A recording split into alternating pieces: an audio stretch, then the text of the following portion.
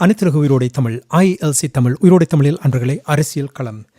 இன்றைய அரசியல் கள நிகழ்ச்சியில் எங்களோடு கனடாவிலிருந்து ஆய்வாளர் நேரு குணரட்னம் அவர்கள் இணைந்து பூகோள அரசியல் என்று சொல்லும் பொழுது குறிப்பாக உங்களுக்கு தெரியும் கனடாவில் ஏற்பட்டிருக்கின்ற இந்த மாற்றத்தினால் அமெரிக்காவுடைய நிலைமைகள் தொடர்பாக எவ்வாறு இது அரசியலில் மாற்றங்களை கொண்டு வரப்போகின்ற என்ற விடயங்களை நாங்கள் அறிந்து கொள்ளப் போகிறோம். இங்கே நேரு குணரட்னம் அவர்கள் இணைந்திருக்கின்றார். வணக்கம் நேரு அவர்களே. வணக்கம். உறவுகள் சார்பாக உங்களுக்கும் வணக்கத்தை தெரிவித்துக் கொண்டு, நேரு குணரட்னம் அவர்களே, மார்க் கார்னி அவர்கள் இப்பொழுது பிரதமராக தெரிவு செய்யப்பட்டிருக்கின்றார். ஒரு மாதங்களுக்கு முன்னதாக ஜஸ்டின் ட்ரூடோ அவர்கள் அதிரடியாக தன்னுடைய பதவியை ராஜினாமா செய்வதாக 10 ஆண்டுகளுக்கு பின் அறிவித்திருந்தார். இந்த விடயங்கள் நடந்து கொண்டிருந்த நேரத்தில் அமெரிக்காவுடைய அதிபர் டொனால்ட் ட்ரம்ப் அவர்கள் ஜனவரி மாதம் 2 மாதங்களுக்கு முன்னதாக பதவியேற்றிருந்தார். அவருடைய பதவியேற்புக்கு பின்னர் நிறைய பிரச்சனைகள் உலகம் பூரா எந்த ஊடகங்களை எடுத்து பார்த்தாலும் டொனால்ட் ட்ரம்பினுடைய அந்த அடாவடித்தனம், அவருடைய நடத்தைகள் இவற்றைத்தான் வெளிப்படுத்தும் வகையில் செய்திகள் வந்து கொண்டிருக்கிறது. ஆனால் அது தொடர்பாக சிலர் அதை மாற்றம் தேவை என்ற விதத்தில் பார்க்கிறார்கள். ஆனால் அமெரிக்காவில் இருக்கின்ற அமெரிக்க பிரஜைகளோடு உரையாடும் பொழுது இவர் செய்கின்றதை தாங்க முடியாமல் இருக்கின்ற என்று சொல்லுவவர்களும் இருக்கிறார்கள். நிச்சயமாக கனடா இதில் மிகவும் நெருக்கமாக இங்கே இந்த பிரச்சனையில் ஈடுபட்டிருக்கின்றது என்றால் அவர் கனடாவை 51வது மாநிலமாக மாற்ற வேண்டும் என்று ஆரம்பத்திலிருந்தே கூறிக்கொண்டு வந்திருக்கின்றார். அதனைத் தொடர்ந்து வரி மாறி வரிகள் கொண்டு வந்திருக்கிற நேரத்தில் கனடாவில் புதிதாக பிரதமர் ஜஸ்டின் ட்ரூடோ அவர்களுக்கு பதிலாக மார்க் கார்னி என்று சொல்லும் பொழுது நான் இலகுவாக அவருடைய பெயரை கூறுகிறேன் என்றால், அவர் குளோபலில் உலக பரப்பில் அவருடைய பெயர் அதிகமாக அடிபட்டதற்கு காரணம் என்னவென்றால் அவர் கனடா பேங்கின் தலைவராக இருந்தவர். இனி பிரித்தானியாவுடைய பேங்க் ஆஃப் இங்கிலாந்தின் தலைவராக இருந்தவர். இப்பொழுது நாங்கள் அவர் கையாண்டு விதங்கள் எல்லாம் நாங்கள் இங்கே அவதானித்து கொண்டு வந்திருக்கின்றோம். நிச்சயமாக நீங்கள் இவற்றை உன்னிப்பாக அவதானித்திருப்பீர்கள். கனடாவில் ஏற்பட்டிருக்கின்ற இந்த அரசியல் மாற்றம் எவ்வாறு கனேடிய மக்களுக்கு இது மாற்றத்தை ஏற்படுத்த போகின்றது, எவ்வாறு அமெரிக்காவுக்கு இந்த மாற்றத்தை ஏற்படுத்த போகின்றது, எவ்வாறு பூகோள அரசியலில் இது இடம்பெறப் போகின்றது என்ற விடயங்களை உங்களுடைய உறவுகளுக்கு கூறுங்கள். அதாவது இப்பொழுது பூகோள ரீதியாக ஒரு சவால் இருக்கிறது என்பது அதாவது பொருளாதார ரீதியாகவும் அரசியல் ரீதியாகவும் இராணுவ ரீதியாக வெளிப்படையாக தெரியாவிட்டாலும் அரசியல் பொருளாதார ரீதியாக ஒரு சவால் அனைத்து மட்டங்களிலும் உணரப்படுகிறது. ஆரம்பத்தில் ஒரு சின்ன வட்டத்துக்குள் இருந்த இது ஏண்டா பங்குச்சந்தைகள் எல்லா நாட்டிலும் தான் சரிந்து கொண்டிருக்கிறது. அப்ப பங்குச்சந்தையினுடைய சரிவு 10% கடந்திருக்கிறது.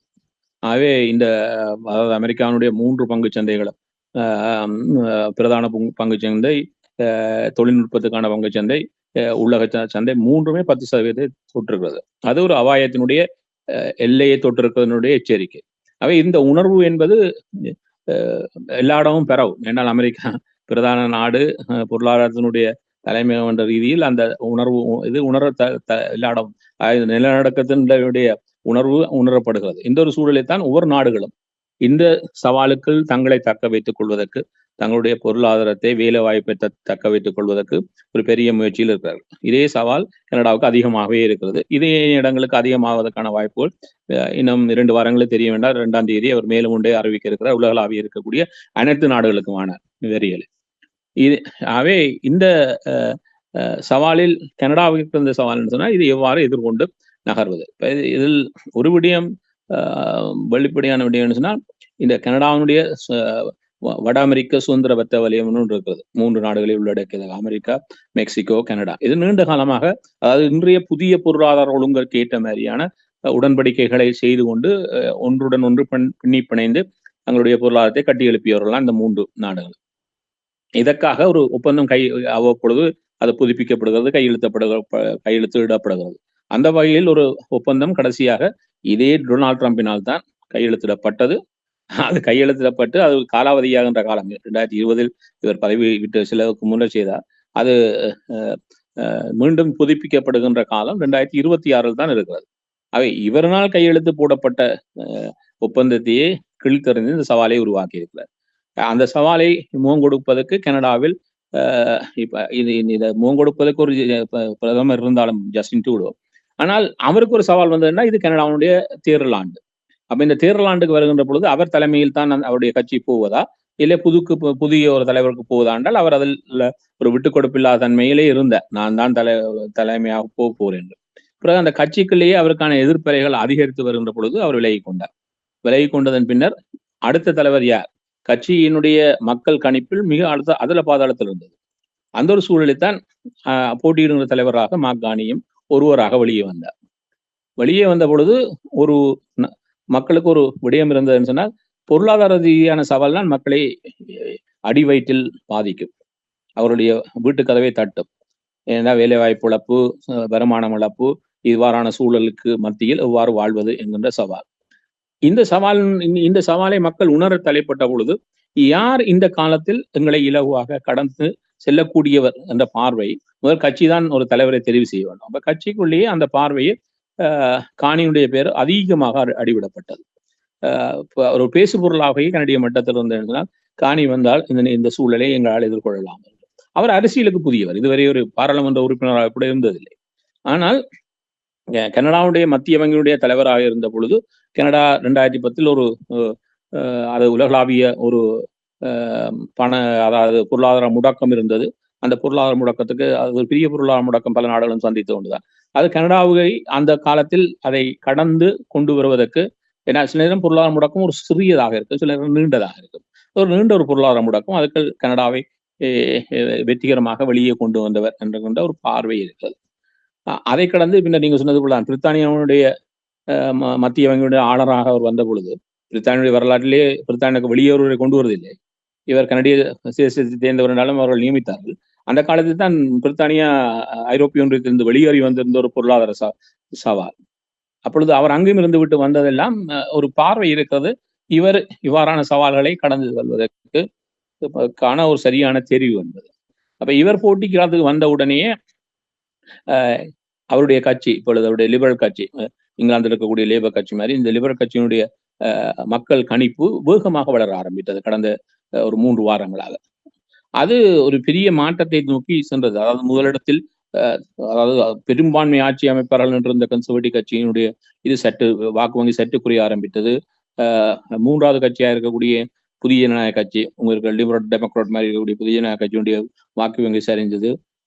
கியூபெக் மாநிலத்தில், அதாவது பிரெஞ்சு பேசுகின்ற மொழி மக்களுடைய பிரதான கட்சியா இருக்கக்கூடிய புளாக் கியூபெக் 43 ஆசனங்களை அந்த மாநிலத்தில் பெறக்கூடிய சூழல் இருந்தது. அது சரிவை சந்திச்சது. இந்த சரிவுகள் எல்லாத்தினுடைய வளர்ச்சியை காட்டிய ஒரு கட்சியாக லிபரல் மாறிப்போம்.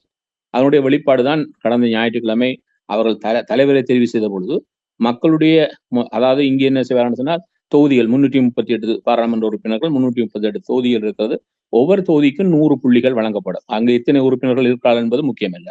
அந்த உறுப்பினர்களுடைய வீதாசார அடிப்படையில் அந்த 100 புள்ளிகளுக்கு பெற்ற வாக்களின் அடிப்படையில் போட்டியிடுகின்ற போட்டியாளர்கள் அந்த புள்ளிகள் வழங்கப்படும். அந்த புள்ளிகளின் அடிப்படையில் மொத்தமாக அளிக்கப்பட்ட வாக்களும் புள்ளிகளாக மாற்றப்பட்ட பொழுது அது 85.6% 9%, கிட்டத்தட்ட 86% வாக்களை பெற்று ஒரு பெரும் வெற்றியை காணி வெளிப்படுத்தினர். இது வெற்றி பெறுவார் என்பது எல்லாருக்கும் தெரிந்தது. ஆனா இவ்வளவு பெரிய ஒரு ஆதரவு அவருக்கு முழுமையாக கிடைக்கும் என்றது எதிர்பார்க்கப்படாத ஒன்று. என்றால் அவருடைய 2வது இடத்தில் கிறிஸ்டியா ஃப்ரீலன் என்று இருந்தவர், துணை பிரதமராக ஜஸ்டின் ட்ரூடோ இருந்தவர். அவருக்கு வெறும் 8% தான் 2வது இடத்தில் இருக்கிறவருக்கு கிடைத்தது. இது ஒன்றை சொல்லிக் கொடுத்தது, அந்த கட்சியிலே வெளியில் இருக்கக்கூடிய அதே சிந்தனை அந்த கட்சிக்குள் இருப்பவரிடமும் இருக்கிறது. அவர்களும் ஒரு பெரிய வெற்றியை காட்ட வேண்டும், அதனூடாக ஒரு மாற்றத்தை வெளிப்படுத்த வேண்டும் என்று வெளிப்படுத்தியதான் கடந்த ஞாயிற்றுக்கிழமை இவருடைய தெரிவு. இப்பொழுது ஒரு வாரம், கிட்டத்தட்ட ஒரு 5 நாட்கள் எடுத்துக்கொண்டு இன்று அவர் பதவியேற்றிருக்கிற காலை சற்று நேரத்துக்கு முன்னர் அதே நேரம் அவருடைய புதிய அமைச்சரவையும் அவருடன் பதவியேற்றிருக்கிறது. கடந்த ஜஸ்டின் ட்ரூடோனுடைய இதில் 37 பேர் அமைச்சரவையில் இருந்தார்கள். இவர் வரும் 24 பேரை மட்டும்தான் நியமித்திருக்கிறார்.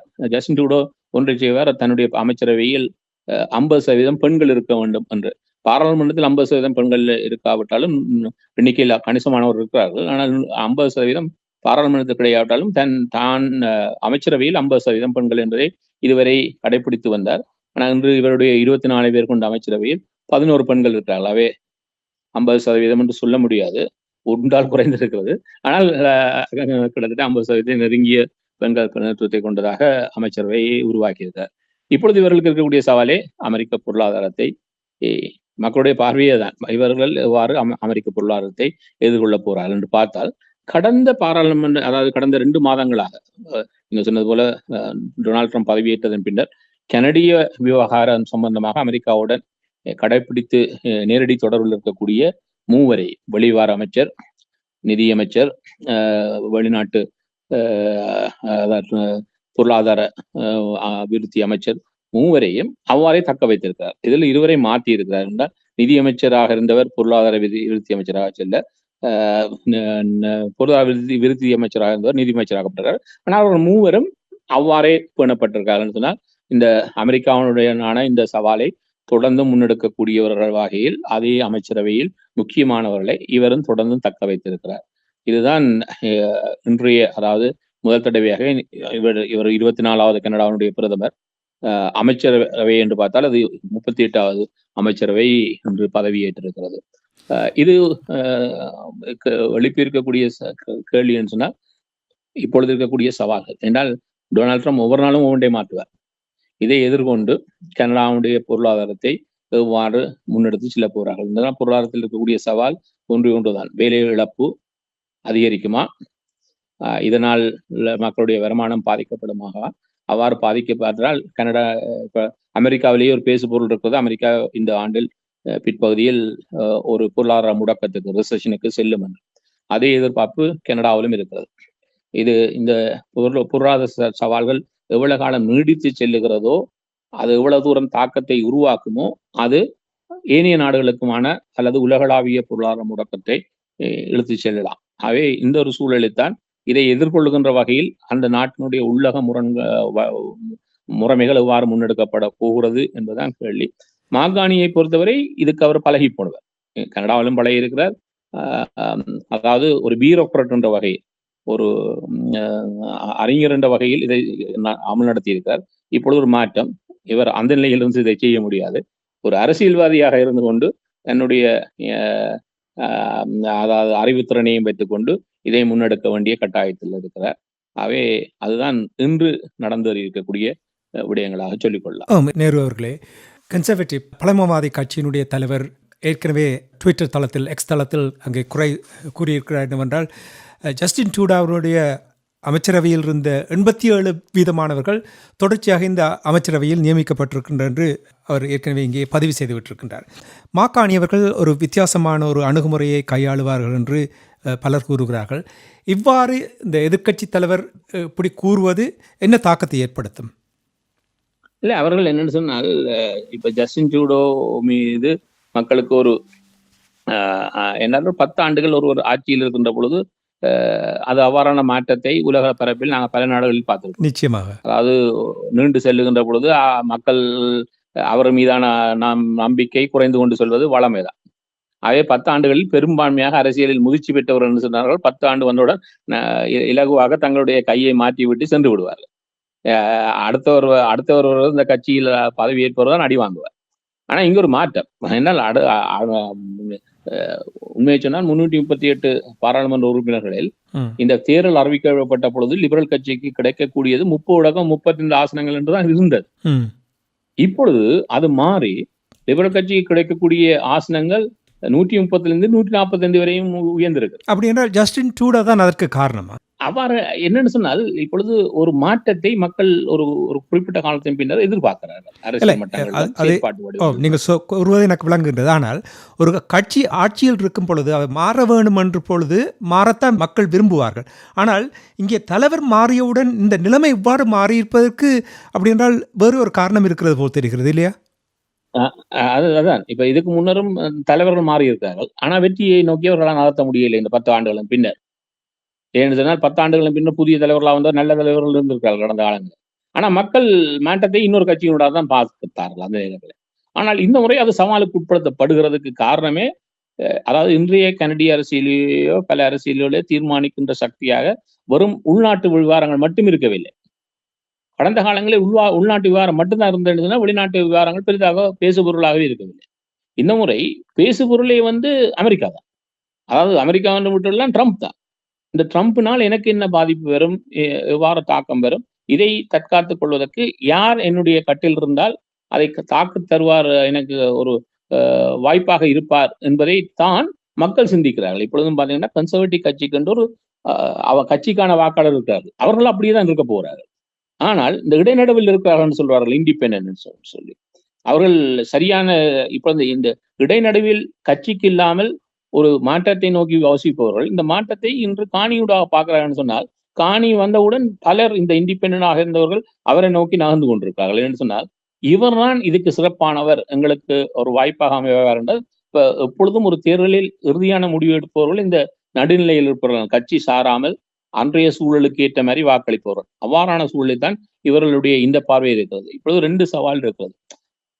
இந்த பாராளுமன்றம் தொடர்ந்து நீடிக்க இயலாது. இந்த அவர்கள் பதவியேற்றிருந்தது ஒரு காபாந்து அரசு மாதிரி தான் சொல்லிக் கொள்ளலாம். அதனால் தான் எண்ணிக்கையும் குறைத்திருக்கிறார். இப்பொழுது 24ஆம் தேதி வரையும் கனடிய பாராளுமன்றம் முடக்கப்பட்டிருக்கிறது. 24ஆம் தேதி பாராளுமன்றம் கூடியே ஆக வேண்டும். பாராளுமன்றம் கூட்டப்படுமாக இருந்தால் எதிர்க்கட்சிகள் அன்றே நம்பிக்கையில்லா பிரேரணை கொண்டு வந்து எதிர்க்கட்சி முதன்மைப்படுத்தி ஏனைய கட்சிகளும் இணைந்து இந்த அரசை தோற்கடித்து விடுவார்கள். அடித்து விட்டால் அவர்கள் பாராளுமன்றத்தை எதிர்க்கட்சிகள் கலைத்ததாகவும் அதனூடாக தேர்தலுக்கு செல்வதாகவும் அமையும். அவ்வாறு விடுவதா, இல்லை நாங்களே பாராளுமன்றத்தை கலைத்து தேர்தலுக்கு வருகிறோம் என்று போவதா என்று பார்த்தால் காணிக்கு இருக்கக்கூடிய தெரிவு அதற்கு முன்னரே பாராளுமன்றத்தை கலைத்து தேர்தலுக்கு செல்வது. இன்று 14ஆம் நாள், இன்னும் இருப்பது 10 நாட்கள். இந்த 10 நாட்களில் நடந்தாக வேண்டும். அவர் சில வெளிநாட்டு பயணங்களுக்கு செல்ல வேண்டிய ஒரு பிரதமர் செல்ல வேண்டிய கடமை இருப்பதால் அந்த இடத்தில் அவர் இப்பொழுது செல்ல வேண்டும். அது ஐரோப்பிய வட்டைக்கு சென்று திரும்பியதன் பின்னர் அதிகமாக அடுத்த வாரத்தினுடைய இறுதி பகுதியில் இந்த பாராளுமன்றத்தை இவரை கலைத்து விடுவார். கலைத்து விட்டால் தேர்தல் ஏப்ரலினுடைய இறுதி பகுதியில் அல்லது மேனுடைய முதல் பகுதியில் கனடா தேர்தலை எதிர்கொள்ளும். ஆனால் கனடாவை பொறுத்தவரை இந்த தேர்தலுக்கு ஊடாக அவர்கள் சென்று வருவது சிறப்பு என்று நான் நினைக்கிறேன் என்று சொன்னால், ஒரு அரசியல் நிச்சயமற்ற தன்மை இவ்வாறான சவால் நிலையில் ஒரு அரசு இருப்பது எந்த நாட்டுக்கும் உகந்ததல்ல. நிச்சயமாக. அதாவது நீங்கள் கூறுவது போல் மக்களுடைய ஆணையோடு ஆட்சியை அமைக்கும் பொழுதுதான் திடமாக நடத்தலாம். இப்போ நீங்கள் கூறிய விடயம் ஒன்று மிகவும் சுவாரஸ்யமான விடயம். இப்போ நீங்கள் கூறினீர்கள் ஒரு ஸ்னாப் எலெக்ஷன் ஒன்றை அறிவிக்கப் போகிறார் என்று கூறியிருந்தீர்கள். இது மார்க் கார்னி அவர்கள் பெரிய ஒரு சூதாடுவது போல் நீங்கள் பார்க்கவில்லையா? அல்லது தைரியமாக இந்த கட்சி, லிபரல் கட்சி வெற்றி பெறும் என்ற அந்த நிலைமைகளை அவதானித்து இவ்வாறான ஒரு முடிவுக்கு வந்திருக்கிறாரா? என்றால் அவருக்கு வேற தெரிவும் கிடையாது. ஏன்னா பாராளுமன்றம் 24ஆம் தேதி கலைக்கப்படும் எதிர்கட்சிகளால். ஆகவே அதுக்கு முன்னர் நானே கழித்து விட்டு வருகிறேன், நான் தேர்தலை எதிர்கொள்ள போறேன் என்று சொல்வது இன்னும் சிறப்பு. அந்த இடத்தில் சொல்லுவார், எதற்காக இந்த தேர்தலை எதிர்கொள்ள வேண்டிய கட்டாயத்தில் இருக்கிறோம் என்று சொன்னார். என்னால் இப்பொழுது இருக்கக்கூடிய சிறுபான்மை ஆட்சி தான், ஜஸ்டின் ட்ரூடோனுடைய கூட சிறுபான்மை ஆட்சி தான். இந்த சிறுபான்மை ஆட்சிக்கு வளமையாக கனடாவில் சிறுபான்மை ஆட்சிகள், அதாவது கனடாவில் 338 பாராளுமன்ற உறுப்பினர்கள் இருக்கிறார்கள் என்றால் 170 ஆசனங்கள் ஒரு கட்சிக்கு வேண்டும் பெரும்பான்மையை நிரூபிப்பதற்கு. இவரிடம் இருந்ததே 181 தான் இப்பொழுது இருக்கிறது. 185 இருந்தார்கள், 181. அவை 20 பாராளுமன்ற உறுப்பினர்கள் அவர்களுக்கு தேவைப்படுகிறது எதையும் பாராளுமன்றத்தில் நிறைவேற்றுவதற்கு. இப்ப கனடிய பாராளுமன்றத்தில் இப்பொழுது இங்கிலாந்து பாராளுமன்றம் பொழுதுதான் இப்பொழுது ஐரோப்பிய வட்டைகளில் எங்களை கடந்து பார்த்தீர்கள் சொன்னால் வீதாசார பிரதிநிதித்துவம் நிறைய நாடுகள் இருக்கிறது, ஜெர்மனி முதற்கொண்டு பல நாடுகள். அப்ப அந்த வீதாசார பிரதிநிதித்துவத்தில் தெரிவு செய்யப்படுகின்ற பொழுது, இப்ப ஜெர்மனிய தேர்தல் சமீபத்தில் நடைபெற்றது பாராளுமன்றம், அதில் வீதாசார பிரதிநிதித்துவத்தில் எவ்வளவு வீதத்தை நீங்கள் வாக்குப்பெறுகிறீர்களோ அது கேட்ட ஆசனங்கள்லாம் உங்களுக்கு அங்கு கிடைக்கும். ஆனால் அதனால் 50% மேற்பெறவில்லை என்ற வீதாசார பிரதிநிதித்துவத்தில் ஒருவரும் பெரும்பான்மை ஆட்சி அமைக்க முடியாது. அவை ஐரோப்பாவில் 50% பெறுவதே பல நாடுகளில், இந்த வீதாசார பிரதிநிதித்துவம் இருக்கக்கூடிய பல நாடுகளில் பல சிக்கல். ஆனால் அவர்களுக்கு பழகிவிட்டது. அவர்கள் பேசுகின்ற விடயம் என்று சொன்னால், இந்த தேர்தலுக்கு பின்னர் யார் யார் இணைந்து இந்த ஆட்சி அமைப்பார்கள் என்றுதான் பேசுகிறார்கள். என்றால் அவர்களுக்கு சிலர் இணைந்து ஆட்சியை கொண்டு செல்வது என்பது பழகி போன விடயம். எங்கள் போன நாடுகளில் என்ன சொன்னால், இந்த சிறுபான்மை ஆட்சிகள் அமைந்தால், அதாவது பெரும்பான்மையை பெறவில்லை என்று சொன்னால், இந்த சிறுபான்மை ஆட்சிகள் அதிகபட்சமாக கனடாவில் 2 ஆண்டுகள் தான் இருக்கிறது. அதுக்கு குறைவான பகுதியிலேயே மீண்டும் தேர்தலுக்கு செல்வார்கள் சொன்னா பெரும்பான்மையை நோக்கி. இப்பொழுது இருக்கக்கூடிய கனடிய ஆனா இந்த முறை கனடா பாராளுமன்றத்தில் ஒரு சுவாரஸ்யமான விடயம் நடைபெற்றுன்னு சொன்னால், ஜஸ்டின் ட்ரூடோ 2015 தெரிவு செய்யப்பட்ட பொழுது அவர் பெரும்பான்மை ஆட்சி, பின்னர் நடைபெற்ற தேர்தலில் சிறுபான்மை ஆட்சி, 2 ஆண்டுகளின்குள்ளேயே தேர்தலுக்கு போனார்கள், மீண்டும் சிறுபான்மை ஆட்சி. அந்த முறை ஒன்றை செய்து கொண்டார்கள் சொன்னால், உங்க லிபரல் டெமோக்ராட்டும் சேர்ந்து ஆட்சி அமைப்பது போல இங்கே லிபரலும் NDP நியூ டெமோக்ராட்டிக் பார்ட்டியும் இணைந்து அந்த ஆட்சியை இவ்வளவு காலம் தக்க வைத்தார்கள். இந்த ஆண்டு தேர்தல் ஆண்டு, அக்டோபரில் எப்படியும் தேர்தல் நடத்தியே ஆக வேண்டும். அப்பொழுது என்ன செய்தார்கள்? மூன்றாவது கட்சி யோசித்தது, தொடர்ந்தும் இவருடன் ஒட்டி கொண்டிருந்தால் தேர்தலில் தனக்கு அது பாதிப்பாக அமையும் என்று நினைத்துவிட்டு, அவர்கள் போன ஆண்டு இறுதிப் பகுதியிலே விலகிவிட்டார்கள். நாங்கள் மேற்கொண்டு ஆதரவு தரமாட்டோம் என்று. அப்ப இவர்களுக்கு வேற வழி இல்லை. இந்த தேர்தலுக்கு போக வேண்டிய கட்டாயத்தில் தான் இன்று இருக்கிறார்கள். நேரு அவர்கள் இந்த போல்ட் டிசிஷன் மாக்காணி நிலைமைகள் நிறைய புரிந்திருக்கிறார்கள். அவருடைய அறிவு உங்களுக்கு தெரியும், பொருளாதாரம் தொடர்பாக நீங்கள் ஏற்கனவே இங்கே கூறியிருக்கிறீர்கள். அவருடைய அறிவு இருக்கின்றது. அரசியலில் இவர் புதிது, அரசியலில் இவரிடம் இதுவரையில் அரசியலில் பயணிக்கவில்லை. ஆனால் இப்படி ஒரு முடிவெடுப்பது அவருக்கு நல்ல விதமான வழியை வகுத்து கொடுக்கும் என்று நீங்கள் நம்புகிறீர்களா? இப்பொழுது பேசுபொருளே இந்த தேர்தலில் ஒன்றுதான், பொருளாதாரமும் அதுக்குள்ள சவால்களும். ஆகவே இதில் பார்த்தால் இருக்கக்கூடிய தலைவர்களில் இந்த பொருளாதாரம் அது சார்ந்த சவால்களில் அதிக முதிர்ச்சி கொண்டவராக இவர் தான் வெளிப்படுவார் ஏனைய தலைவருடன் ஒப்பிடுகின்ற போது. இவர் அதை தனக்கான ஒரு வாய்ப்பாக வைத்துக்கொண்டு தேர்தலுக்கு போறார். இன்றைய சூழல், அதாவது இன்று நாங்கள் பேசிக்கொண்டிருக்கக்கூடிய இன்றுக்கு தேர்தல் நடைபெறுமாக இருந்தால் இன்றைய நாளில் கனடாவில் பெரும்பான்மை ஆட்சிக்கு வாய்ப்பே இல்லை இன்றைய சூழல். ஆனால் தேர்தல் அறிவிக்கப்பட்டதன் பின்னர், அதற்கான விவாதங்கள் ஆரம்பித்ததன் பின்னர் இந்த மாற்றம் இன்னும் இந்த பக்கம் போக போறது என்றே பார்க்க வேண்டும். இதில் ஒரு சவால் இருக்காது. இன்றைய தேர்தல் இல்லை என்று சொன்னால் ஒரு கேள்வி வரும், மீண்டும் சிறுபான்மை ஆட்சிகள் அமைவது இன்றைய சூழலுக்கு கனடாவில் புதிதாக நடைபெறக்கூடிய தேர்தலில் ஒரு பெரும்பான்மை ஆட்சியை எந்த கட்சி அமைத்தாலும் சிறப்பு என்று சொல்லுவேன் என்று சொன்னால், இருக்கக்கூடிய சவால்களுக்கு ஒரு பெரும்பான்மை ஆட்சி முக்கியமானது. ஆனால் அது நடைபெறவில்லை என்று சொன்னால் சிறுபான்மை ஆட்சிக்கு வந்தால், இப்ப லிபரல் கட்சிக்கு ஏனைய கட்சிகள் ஆதரவு வழங்குவதற்கான வாய்ப்பு இருக்கிறது. ஏன்னால் லேபரும் நியூ டெமோக்ராட்டுக்கு லிபரல் டெமோக்ராட்டும் தான் இணையலாம். ஆனால் ஒரு கேள்வி இருக்கிறது, கன்சர்வேட்டிவுடன் யார் இணைவார்கள் என்று. ஆனா இங்கே கன்சர்வேட்டிவுடன் ஏனையவர்கள் இணைந்து பயணித்த பழக்கம் இல்லை. ஏனைய 3 கட்சிகள் தான் இருக்கிறார்கள். ஒன்றில் லிபரல் இணைய வேண்டும், அல்லது நியூ டெமோக்ராட்டிக் NDP இணைய வேண்டும், அல்லது பிளாக் கியூபெக் என்று சொல்லி இதில் ஒன்று இணையவில்லை சொன்னால் ஆட்சி அவர்களால் அமைக்க முடியாது. லிபரலுக்கு தெரிவு இருக்கிறது. இல்லை என்று சொன்னால் இன்னொன்று நடைபெற வேண்டும். இந்த இன்றைய சூழலில், இன்றைய சவால்களுக்கு மத்தியில் ஒரு தேசிய அரசாங்கம் அமைய வேண்டும், எல்லா கட்சிகளும் இணைந்து. அது அவ்வாறு அமையுமாக இருந்தால் அது அரசியல் முதிர்ச்சியினுடைய உச்சமாக சொல்லுவேன். அது கனடாவுக்கு இதுவரை பழக்கம் இல்லை. ஆகவே ஒரு கேள்வி இருக்கிறது, ஒரு தேர்தல் நடைபெற்றதன் பின்னர் ஒரு சிரமமான பெரும்பான்மை ஆட்சி அமையவில்லை என்றால் அது கனடாவுடைய நிலையை இன்னும் சிக்கலாகும். அப்படி என்றால் பாருங்கள், உலகம் பூரா டொனால்ட் ட்ரம்ப் பதவியேற்ற பின்பு டொனால்ட் ட்ரம்புக்கும் அரசியல் தெரியாது. அவரும் பொருளாதாரத்தில் அவருடைய வியாபாரங்களினூடாகத்தான் அவர் பிரபலமானவர். அதேபோல் இப்போ பாருங்கள், ஜெர்மனியில் நடந்த எலெக்ஷனை எடுத்து பார்த்தீர்கள் என்றால் சான்சலராக வந்திருப்பவர் அவரும் கூட பொருளாதாரத்தில் நிபுணத்துவம் பெற்றவர். அப்படி பல பல நாடுகள், வேறு நாடுகளும் அவ்வாறு நடந்து கொண்டிருக்கின்றது. இப்படியான இந்த சூழல் உலகத்தில் ஏற்படுகின்ற இந்த நிலையில் மாக்காணி தான் கனடாவுக்கு பொருத்தமானவர் என்று நீங்கள் நம்புகிறீர்களா? இப்பொழுது இருக்கக்கூடிய சூழலில் நிச்சயமாக, அதாவது நான் ஏனைய தலைவர்களுடைய தனிப்பட்ட ரீதியில் தெரிந்தபடியால் சொல்லுகிறேன். ஏன்னா 2 கட்சியெல்லாம் நான் ஆட்சி அமைக்க முடியும். ஒன்று லிபரல் அல்லது கன்சர்வேட்டிவ், 2 தான். ஏனைய கட்சிகள் சிறுபான்மை சிறு கட்சிகள் தான். அவை இந்த 2 கட்சிகளுடைய தலைவர்களுடன் ஒப்பிட்டு பார்த்தால் பொலிவேரா, அதாவது ஒரு சாதாரண சூழலில் அவர் ஒரு சிறந்த ஆட்சிக்கு செல்லக்கூடியவர் என்று நான் சொல்லிக்கொள்ளலாம். ஆனால் மறுபுறத்தில் பார்த்தால் இன்றைய சவால்களுக்கு மத்தியில் இதை கை கொள்ளக்கூடியதில் பொலிவேராவா மாக்காணி என்று வைத்தீர்கள் சொன்னால் கனடிய மக்கள் மத்தியில் மாக்காணிக்கான ஆதரவு அதிகமாக இருக்கும் என்பதுதான் எதிர்பார்ப்பு. அதுதான் இதுவரை ஏற்பட்டிருக்கக்கூடிய மாற்றத்தினுடைய வெளிப்பாடாகவும் தெரியும். இப்பொழுது ஒன்றை பார்த்து கொண்டால் மாக்காணிக்கு கனடாவில் 2 தேசிய மொழிகள் இருக்குது, ஆங்கிலம், பிரெஞ்சு மொழியில் அவருடைய பேச்சாற்றல் சவாலுக்குள்ளதாகவே இருக்கிறது. ஏன்னால் இந்த தலைவர் தேர்வின் பொழுது அவர் பிரெஞ்சு மொழியில் பேசிய இது பிரெஞ்சு மக்களுக்கு அவர் என்னத்தை நினைத்து பேசுகிறார் என்றது அவர்களுக்கு புரிய முடியாத ஒரு சூழல் இருந்தது. ஆனால் அப்படி இருந்தும் அந்த மாநிலத்தில் லிபரல் கட்சியினுடைய ஆதரவு இந்த 2 வாரங்களில் அபீர்வமாக வளர்ந்து முதல் கட்சியாக அது மாறி இருக்குது அந்த மாநிலத்தில். அப்படி ஒரு கேள்வி வருகிறது, இந்த மொழி ஆற்றலினுடைய குறை கூட பாதிக்கவில்லை அந்த மக்கள் இவர்களூடாக தங்களுக்கான ஒரு வாய்ப்பு இருப்பதாக பார்க்கிறார்கள் என்பது. அதே போன்று ஒவ்வொரு மாநிலமாக கனடாவில் இருக்கக்கூடிய 10 மாநிலங்களில் 2 மாநிலங்கள் மிகவும் மோசமான வலதுசாரி மாநிலங்கள். அதை கடந்த மாநிலங்கள் அனைத்திலும் லிபரல் கட்சியினுடைய வளர்ச்சி தொடர்ந்தும் அதிகரித்து செல்லுகிறது.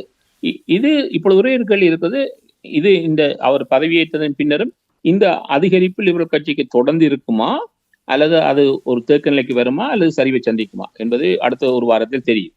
அதே நேரம் கன்சர்வேட்டிவ் கட்சியினுடைய வீழ்ச்சி அப்படியே தொடர்ந்து வீழ்ச்சியை சந்திக்குமா, அல்லது அது நின்று இந்த தேர்தலுக்கு பின்னரான காலத்தில் மாற்றத்தை சந்திக்குமா என்பதெல்லாம் அடுத்த ஒரு வாரமும் இதை ஆழமாக பார்க்கின்ற பார்வையில் இருக்கக்கூடிய ஒரு தேடுதல். அந்த தேடுதல் ஒரு விடயத்தை சொல்லும்.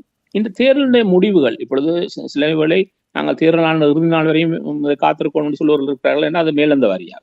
ஆனால் உள்ளாந்த ரீதியாக தொகுதி வாரியாக இருக்கக்கூடிய விடயங்கள் என்றொன்றெல்லாம் இருக்கிறது ஆய்வுகள். அதை பலர் அதுக்கு பார்ப்பதில்லை. அது எங்கு சென்று அதை எங்கு பெற்றுக்கொள்வதுன்னு தெரியாது. ஏன்னா கட்சிகள் உள்ளாந்த ரீதியாக எல்லாம் பல தெரிவுகளை செய்வார்கள். அவர்களுக்கு புரிந்துவிடும் தேர்தலுக்கு முதலே. இவ்வாறான விடயங்களை அதாவது என்னை பொறுத்தவரை அடுத்த ஒரு வாரம் மிக முக்கியமான ஒரு வாரமாக பார்த்துக் கொள்வேன். இந்த உள்ளக கருத்து கணிப்பினுடைய தரவுகள் இவ்வாறான திசையை சுட்டி நிற்கிறது. அது மட்டும் இல்லாமல் அவர்களை நீங்கள் நிச்சயமாக இது உங்களுக்கு இந்த விடயம் தெரிந்திருக்கும்.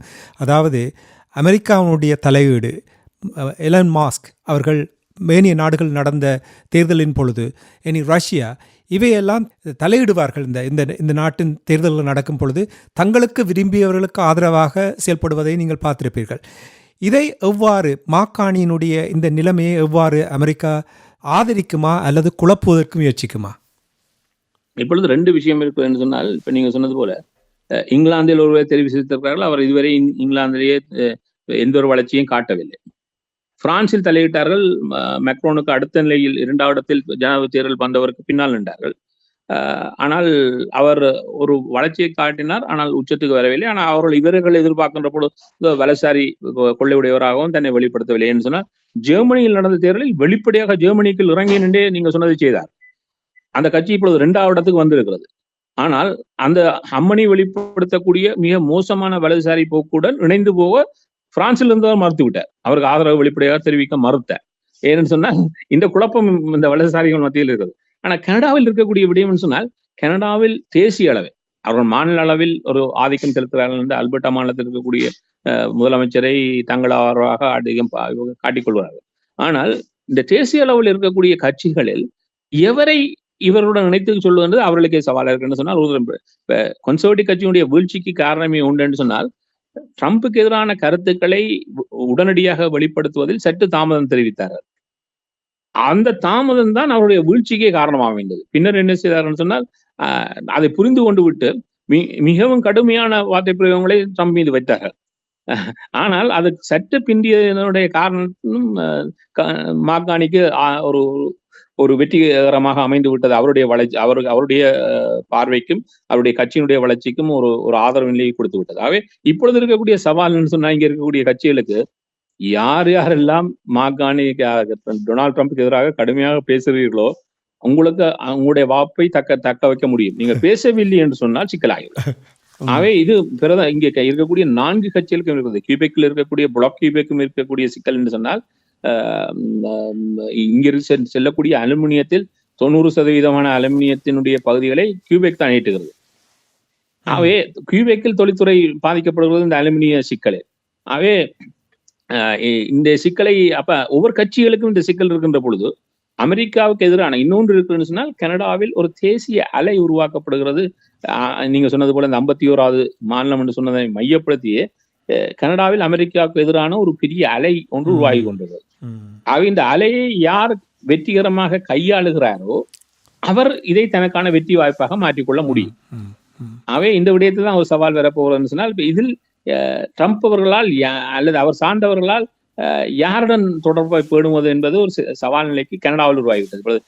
ஜெர்மனியில் எல்லாம் அவ்வாறான ஒரு சூழல் உருவாகவில்லை. கனடாவில் அது மிக மோசமான ஒரு நிலைமையாக மாறி வருகின்ற இவர்கள் அதிகமாக இப்பொழுது நீங்க சொன்னது போல இவர்கள் இவ்வாறு பேசிக்கொண்டாலும் இப்பொழுது கனடாவில் G7 வெளிவார அமைச்சர்கள் மாநாடு நடைபெற்று முடிவெட்டது. அதுக்கு மார்க்கோ ரூபியோ வந்திருந்தார், அமெரிக்காவுடைய வெளிவார அமைச்சர். இங்கு வச்சு வாகையும் திறக்கவில்லை இன்னும் 51வது மாநிலத்தை பற்றி. இவர்களை கடந்தே சென்று விட்டார் பத்திரிகையாளர்களை. இதே நேரம் அமெரிக்கா ட்ரம்ப் அவர்கள் கனடாவுக்கு ஒரு புதிய தூதுவரை நியமித்திருக்கிறார். அவர் அந்த நியமனத்துக்காக செனட் சபைக்கு அழைக்கப்பட்டு அங்கு சென்றார். அப்பொழுது செனட் சபையில் வைத்து டெமோக்ராட்டிக் கட்சியினர் கேட்டார்கள், கனடாவை எவ்வாறு பார்க்கிறீர்கள்? 51வது ஸ்டேட்டாக இண்டிபெண்டன்ட் கண்ட்ரியாக அவர் சொன்னார், இண்டிபெண்டன்ட் கண்ட்ரி என்றார். அப்ப திருப்பி அவர்கள் கேட்டார்கள், ஒரு ஜோக்குக்கு கூட அதை 51வது ஸ்டேட்டா சொல்லலாமா? அவர் சொன்னார் இல்லை என்று. அப்ப இவ்வளவு வேறங்கள் ஒரு முரணை. இவர் நியமித்தவரே இவர் என்ன சொல்றாரு மறுதளிக்கிறார். இதுதான் இந்த ஒரு அரசியல் இருக்கக்கூடிய தளம்பல் நிலை என்று சொன்னால், நீங்கள் ஒரு ஒரு விடயத்தை எல்லாரும் சமகாலத்தில் வலியுறுத்தவில்லை என்று சொன்னார், நீங்க சொல்லுகின்ற விடயம் கூட கேள்விக்குறியாக ஒன்று. இரண்டாவது, இது தேவையில்லாத உணர்வலைகளை இந்த நாட்டுக்குள் உருவாக்கிவிடும். இப்பொழுது கனடாவில் உருவாக்கக்கூடிய உணர்வலைகள் சொன்னா, கனடிய அலுமினியம் போகவில்லை என்று சொன்னால் அமெரிக்காவுடைய கார் வளர்ச்சியே சிக்கலுக்கு வந்துவிடும். எல்லா அங்க இருக்கக்கூடிய பிரதான அனைத்துக்கும் இங்க இருக்கக்கூடிய அலுமினியத்தை மையப்படுத்தித்தான் அவர்கள் அங்க கார் தொழில்நுட்பத்தினுடைய வளர்ச்சியே இருக்குது. டெஸ்லா இப்ப அடி வாங்கி இருக்குது. டெஸ்லா இப்ப கடந்த 3 வாரங்களில் 40% அங்கு சந்தையில் விழுந்திருக்கிறது. டெஸ்லாவில் இருந்து ஒரு கடிதம் பேர் போடப்படாமல் அனுப்பப்படுவது ட்ரம்புக்கு, எங்களுடைய உங்களுடைய வரிகளால் எங்களுடைய வளர்ச்சி பாதிக்கப்படுகிறது. இதுதான் உண்மை. ஆனால் இதை இவர்கள் வெளிப்படையாக பேசி ட்ரம்புடன், ஏன்னா முன்னரும் ட்ரம்ப் இதை விரித்து விட்டு பின்னர் பின்வாங்கி கொண்டார். என்ன சொன்னா, கனடாவிலிருந்து அமெரிக்காவுக்கு 6.6 மில்லியன் டான்ஸ் இரும்பும் அலுமினியமும் ஏற்றப்படுகிறது.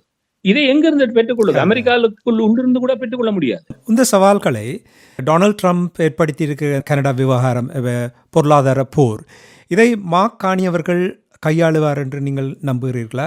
உங்களுக்கு தெரியும், டொனால்ட் ட்ரம்ப் ஜஸ்டின் ட்ரூடோவோடு அவர்களுக்கிடையில் முரண்பாடுகள் இருந்தது. ஆனால் தலைவர் மாற்றம் வந்த பின்பு டொனால்ட் ட்ரம்ப் அமைதியாக போவதற்கான வாய்ப்புகள் இருக்கிறதா, அல்லது தொடர்ச்சியாக இந்த பொருளாதார போரை தொடுத்த வண்ணமே இருக்க போகிறாரா? அது அங்க இருக்கிறவர்களுக்கும் புரியவில்லை. நேற்று 2 முக்கியமான கூட்டங்கள் நடைபெற்றது. அதாவது ஒன்டாரியோனுடைய முதல்வரும் இந்த மாநிலத்தினுடைய முதல்வரும் இப்பொழுது இவர் மீண்டும் நியமித்திருக்கக்கூடிய 3 பிரதான அமைச்சர்களும் நேற்று அமெரிக்காவினுடைய ஹாவர்ட் லெட்னிக்கை சந்தித்தார்கள். அவருடைய வர்த்தக அமைச்சரை சந்தித்து இந்த கனடா விவகாரம் சம்பந்தமாக பேசினார்கள். பேசிவிட்டு வெளியே வருகின்ற பொழுது அது திருப்திகரமாக அமைந்தது. அது பல விடயங்கள் பேசப்பட்டிருக்கிறது. நாங்கள் அதை தொடர்ந்து பேசுவோம் என்று வந்தார்கள். இதில் மறைமுகமாக ஒன்று சொல்லப்படுகிறது என்று சொன்னால், இதற்கு முன்னர் ட்ரம்ப் ஒன்றை சொல்லுகின்ற பொழுது சொன்னார், ஒன்டாரியோனுடைய முதல்வர் ஒரு ஹார்ட் பார்கெய்னர் என்றார். ஏன்னு சொன்னால், அவர் திடீரென நாங்கள் அமெரிக்காவுக்கு ஏற்றுகின்ற மின்சாரத்துக்கு 25% வரி போட்டு விட்டார். அப்ப உடனே சொன்னார் இவர், நீ 25% போட்டா நான் 50 போடுவேன் என்று பேசியதன் பின்னர் தான் அவரை அழைத்து பேசினார். அப்ப இவ்வளவும் இறங்கி பேசினார். அவர் ஒரு பேச்சுவார்த்தையில் கடினமானவர் என்று சொல்லிவிட்டு பிறகு வந்து பேசுகின்ற பொழுது சொன்னார், நான் எல்லாம் பெண்ட் பண்ண மாட்டேன், நான் யாராக இருந்தாலும் போராடுவேன் என்றார் ட்ரம்ப். இதான் ட்ரம்பினுடைய விடயம். ஒரு இடத்தில் ஒன்றை பேசுவார், கீழே இறங்கி வந்து அடுத்த முறை மற்றதை பேசுவார். ஆனால் ஒன்று இருக்கிறது என்று சொன்னால், அமெரிக்காவினுடைய பொருளாதாரத்தில் உடனடியாக அந்த தாக்கம் தெரியாவிட்டாலும் இந்த தாக்கம் இப்பொழுது பெரிய அளவில் தெரிய ஆரம்பித்திருக்கிறது. என்றால் கடந்த புதன்கிழமை தான் இந்த அலுமினியத்துக்கும் இரும்புக்கும் வரியே வந்தது. இதுக்கு மேல் வரவில்லை. பேசி அதாவது அறிவித்து விட்டார் 3 கிழமைக்கு முதலே நான் வரி கொண்டு வருவேன். ஆனால் அது அமலில் வந்தது கடந்த புதன்கிழமையில் இருந்துதான். அவை இனிமேல் அது ஆழமாக அங்கு வெளிப்பட ஆரம்பிக்கும். இப்போது ஆரம்பிக்கின்ற பொழுது ஒரு மாற்றங்கள் வரும். இந்த நேரங்களில் ஒருவர் இந்த மார்க் கார்னி ஒன்றை சொல்லுகிறார், இவ்வாறான ஒப்பந்தங்கள் கடந்த காலத்தில் செய்யப்பட்ட பொழுது நான் மத்திய வங்கியுடன் ஆளுநராக நான் இந்த பேச்சுவார்த்தைகள் இருந்திருக்கிறேன். அதில் என்னென்ன விடயங்கள் இந்த நாடு சம்பந்தமாக இருக்க வேண்டும் என்பதில் நான் பங்கு பெற்றிருக்கிறேன். ஆக எனக்கு இந்த பேச்சுவார்த்தைகளில் அனுபவங்களும் அதை எவ்வாறு எட்டுவது என்பதிலும் இருக்கிறது என்று சொல்லுகிறார். என்னால் வளமையாக இவ்வாறான ஒப்பந்தங்கள் செய்ததன் பின்னர் அரசியல்வாதிகள் எல்லாம் வெளியே வந்து மூத்தை காட்டுவார்கள். ஆக பின்னணியிலிருந்து யார் இயங்கியது என்பது பொதுப்படையாக தெரியாது. ஆனா இப்பொழுது அவர் சொல்லுகின்ற பொழுதுதான் தெரிகிறது, மத்திய வங்கியுடைய ஆளுநரும் முழுமையாக இதில் ஒரு பங்காளியாக இருந்திருக்கிறார் பின்புலத்தில் என்று. அவ்வாறு இருந்திருந்தால் இந்த விடயங்களை கையாளுவது என்பது அவருடைய ஆளுமை சார்ந்து மாற்றமாக இருக்கும் என்று நாங்கள் வைத்துக் கொள்ளலாம். 2வது விடயம் இருக்கிறது, டொனால்ட் ட்ரம்புக்கு எப்பொழுதும் ஒரு எஸ்கேப் ரூட் வேணும். நிலைமை சிக்கல் அடைந்து விட்டால் அதுக்கு ஒரு புதியவர்களூடாக தான் எஸ்கேப் ஆனேன், பழையவருடன் தான் தோற்று போனதாக இருக்கக்கூடாது என்பது அவருடைய மனநிலை. அவை அவருக்கு ஒரு வாய்ப்பை கொடுக்கும். என்னன்னு சொன்னால், சரி பழையவரோடான எனக்கு சிக்கல், இப்ப பாருங்க புதியவர் வந்துட்டார், நாங்கள் சரியான இணக்கத்துக்கு வந்து விட்டோம், அவே எங்களுக்கு எந்த பிரச்சனையும் இல்லை என்று தப்பிச் செல்வதற்கான ஒரு வாய்ப்பை மார்க் கார்னி கொடுக்கலாம், அல்லது இன்னொரு புதிய பிரதமர் கனடாவில் கொடுக்கலாம். அது அவர் வெளியேறி செல்வதற்கான இப்ப புதிய பொலிவேரா தரப்பில் இருக்கக்கூடிய கன்சர்வேட்டிவ் கட்சியில் இருக்கக்கூடிய சவால் என்று சொன்னால், அவர்களால் இவ்வாறான ஒரு சிறந்த நிபுணத்துவம் வாய்ந்தவர்களை அழைத்து சென்று பேசுவதற்கு அவரிடம் இருக்கிறதா என்பது எனக்கு புரியவில்லை.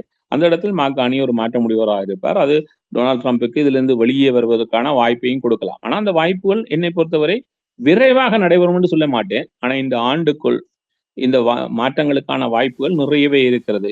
அதாவது அது அமெரிக்கா ஒரு ரிசெஷன் சவாலுக்குள் வந்து நிற்கின்ற பொழுதும், வீழ்ச்சி அடைகின்ற பங்குச் சந்தைகள் மீண்டும் அதே நிலையை தக்க வைக்கின்ற பொழுதும், இவ்வாறான சூழல்கள் உருவாகின்ற பொழுதும், அதே நேரம் அவர் ஐரோப்பிய வட்டையுடன் உருவாக்கி இருக்கக்கூடிய இந்த வர்த்தக முரணுடைய ஆரம்பம் மேலும் விரிவாக்கம் அடைந்து தீவிரமடைகின்ற பொழுதும், அவர் 2ஆம் தேதி அவர் சொன்னது போல இந்த அந்த வரிகளுக்கு இணையான வரியை நான் போடுவேன் என்று அனைத்து நாடுகளுக்கும் போடுவாராக இருந்தால், அது ஐரோப்பிய வட்டையை கடந்து இந்தியாவுக்கு செல்லும்.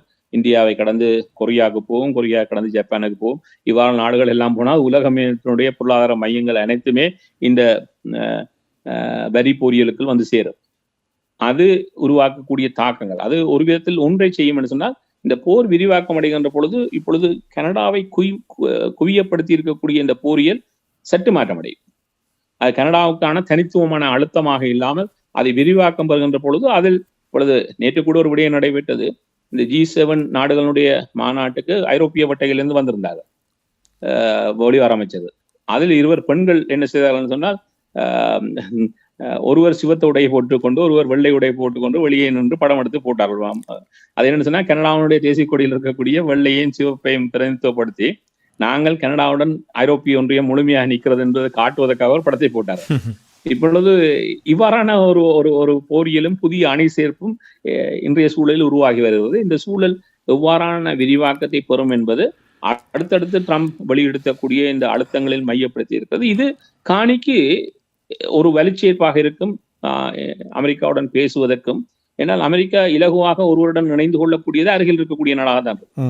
அந்த அருகில் இருக்கக்கூடிய நாடாக அவர் முதலில் முருகன் நிலையை தனித்துக் கொள்வதற்கு கனடா அந்த வாய்ப்பை கொடுக்கும். அது சிறந்த ஒருவர் அதை கையாளக்கூடிய ஒருவர் அதை செய்வாராக இருந்தால் அது அந்த வகையில் காணிக்கான வாய்ப்புகள் நிறையவே இருக்குன்னு சொல்லிக்கொள்ளலாம். இதே நேரத்தில் உங்களுக்கு தெரியும், காணி அவர்கள் பதவியேற்றவுடன் அமைச்சரவை நியமித்திருக்கின்றார். அதில் 2 தமிழர்கள் அடங்கியிருக்கிறார்கள். அவர்கள் பற்றி கூறுங்கள். அதாவது ஈழத்து பூர்வீகத்தை கொண்டவர் பலருக்கும் தெரியும், கரி ஆனந்த் சங்கரியுடைய மைண்ட். அவர் 2015 பாராளுமன்றத்தில் தெரிவானவர்.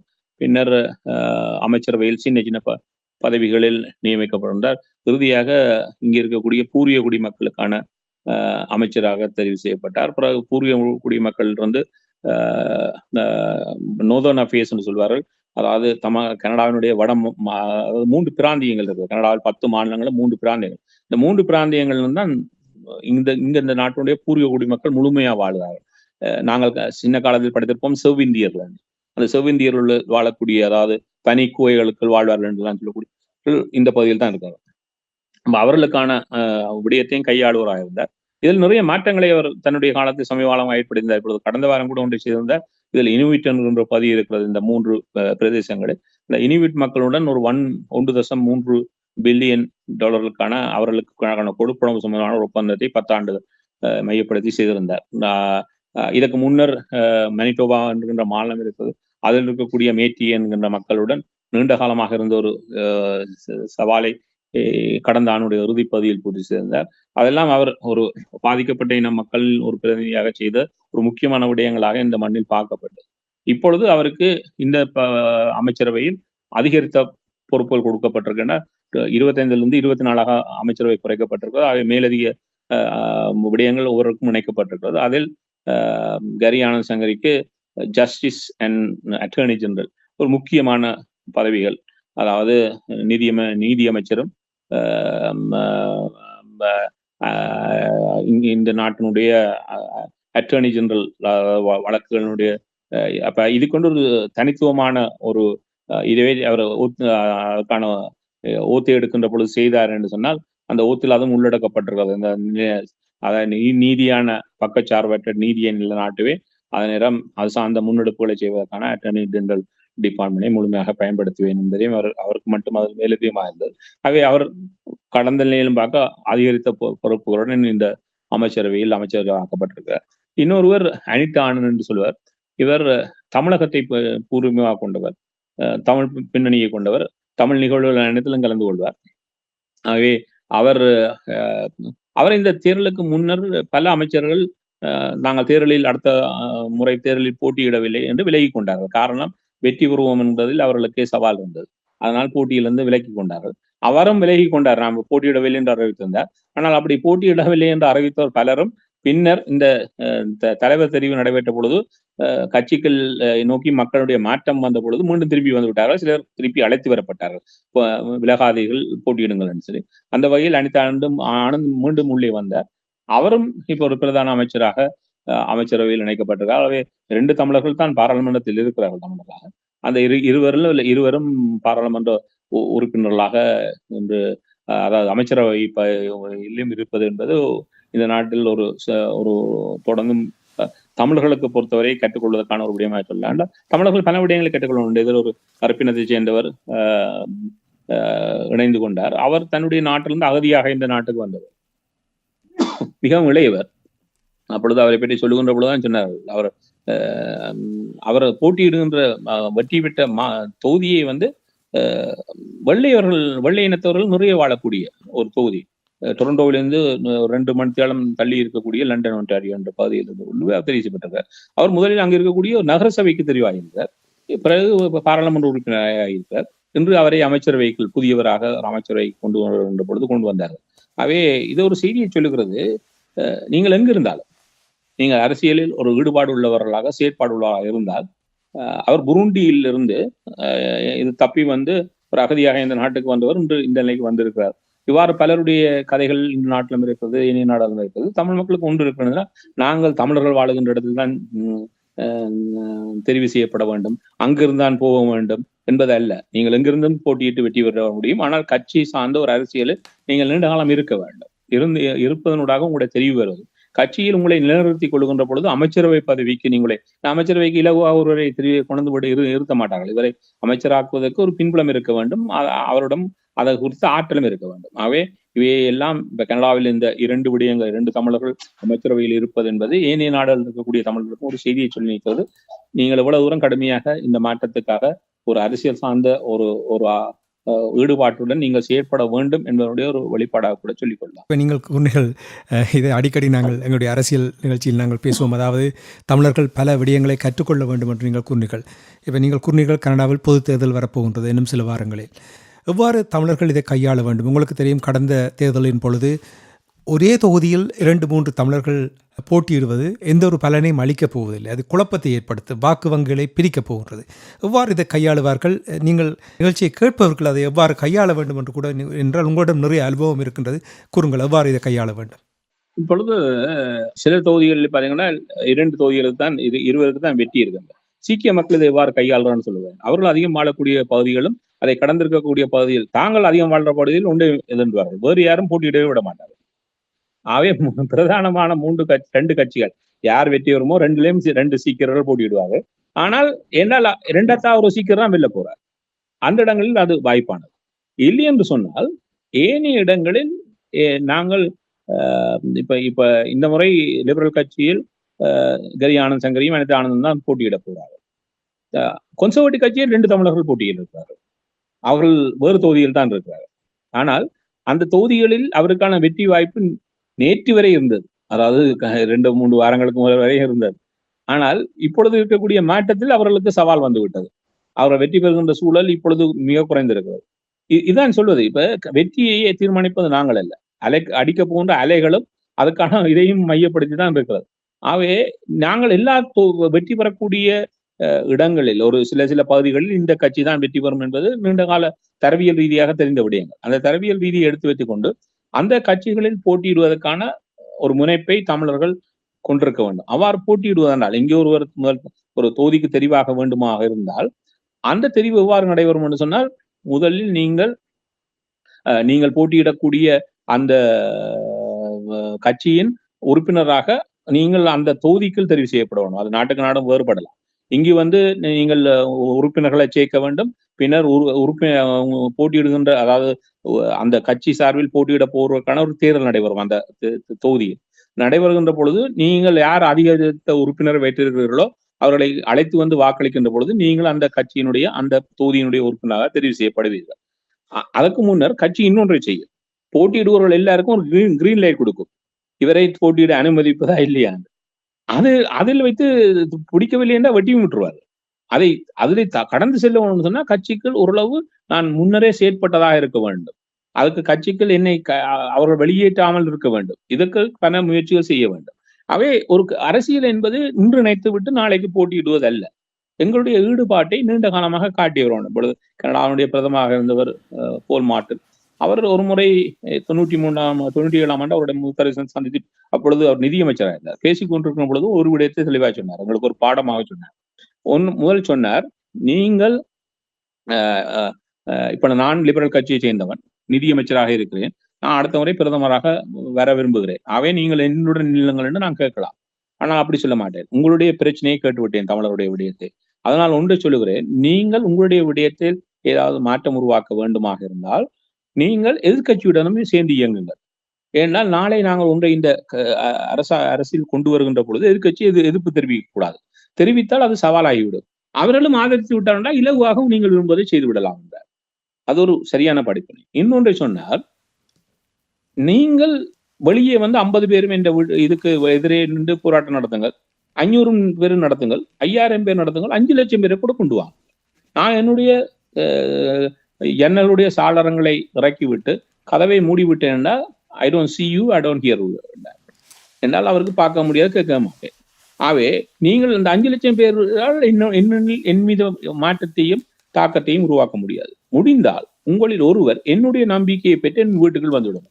அவர் வீடு என்று சொல்வது அவர் சார்ந்த எங்கும் செல்லக்கூடிய ஒரு நம்பிக்கை, அதாவது அவருடைய நம்பிக்கையை பெற்றால் அந்த ஒருவரால் நீங்க விரும்புகின்ற மாற்றத்தை உருவாக்க முடியும் என்றார்.